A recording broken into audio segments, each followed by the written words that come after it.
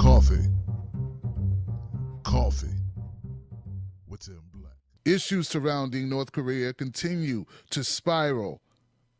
Trump announces today signing an executive order imposing new trade restrictions on North Korea as the U.S. and its allies sought to ramp up pressure on Kim Jong Un to force him to abandon his nuclear ambitions. Speaking at the United Nations before a working lunch with Japanese Prime Minister Shinzo Abe and South Korean President Moon Jae-in, Trump said the order would significantly expand the U.S.'s ability to crack down on individuals and companies that do business with North Korea. Trump went on to say he empowered the Treasury Department to target any individual or entity that conducts trade in goods, services, or technologies with North Korea. This immediately raises questions regarding China because we know China is the chief trading partner to North Korea. Then Trump announced that he had heard moments ago that the Chinese had told their central bank to immediately stop doing business with North Korea. And then he went on to say, I want to be clear, the order targets only one country, and that country is North Korea. The UN has passed 2 resolutions recently aimed at squeezing the North Korean economy by cutting off oil, labor, and exports to the nation. Nikki Haley says she's not sure how long this will take to have an effect. It will take some time.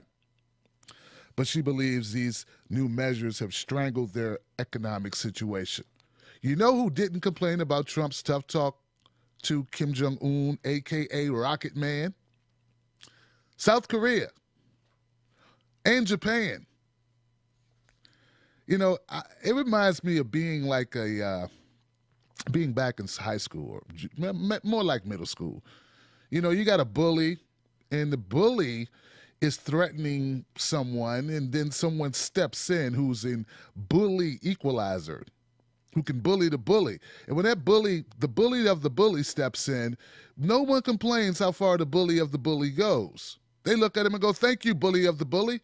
Well, in this situation, I'm not saying Trump is not a bully. The United States is most certainly a bully, but Kim Jong Un is also a bully. So the people that, the countries, Japan and South Korea, are very happy to have a bully on their side. They don't want a weakling on their side. They don't want somebody talking nice, being very diplomatic. They want somebody with tough words. And look, Moon said this. I'm very satisfied, Mr. President, at the UNGA. You made a very strong speech. And I believe that strength of your speech will also help to change North Korea. Now, it goes on to say that there are some questions whether Trump, Moon, and Abe would be on the same page about North Korea, but it appears that they are. It's hard to tell if it's the right thing or how people really feel, because the United States is like a fine, hot woman at the club. Everyone wants to sleep with her.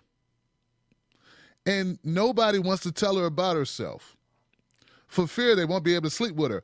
But in this case, for fear that you may be blown off the planet, or for fear you will have your economy collapse.